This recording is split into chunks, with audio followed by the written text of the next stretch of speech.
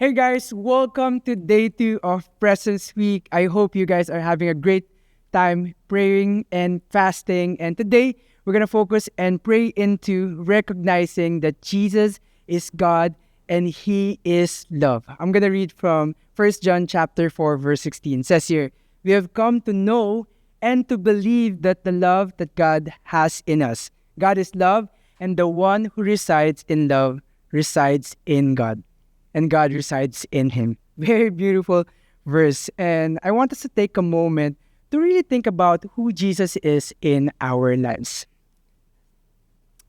Because I know in my life, He's not just someone we talk to or maybe a figure from the past, but He is God, but also He is love in its purest form.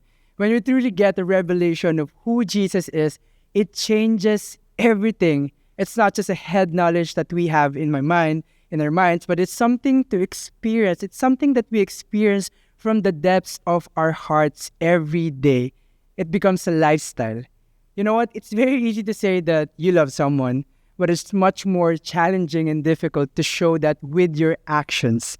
When you feel love, not just through words, but through actions, maybe by a friend or a loved one or a spouse, it deepens your relationship with them. How many of you can relate that action speaks louder than words? That's what happens when we realize that Jesus doesn't just talk about love, but He actually shows it.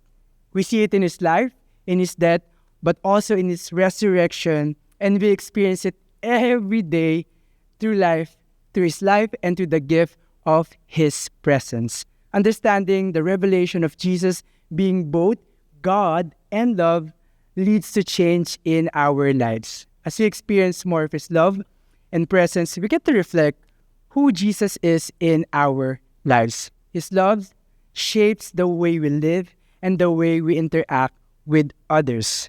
And I hope we have a moment today, we reflect today that He's both God and He is love. So I prepared some questions here for us to reflect today.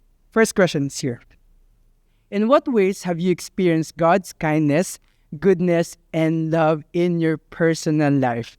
Because today I want us to take some time to thank Jesus for these things.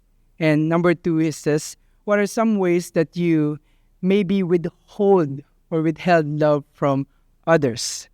And lastly, how does knowing that Jesus is both God and love change your relationship with Him and with other people? I hope you guys have a wonderful and very presence-filled day 2 of Presence Week. Love you, fam.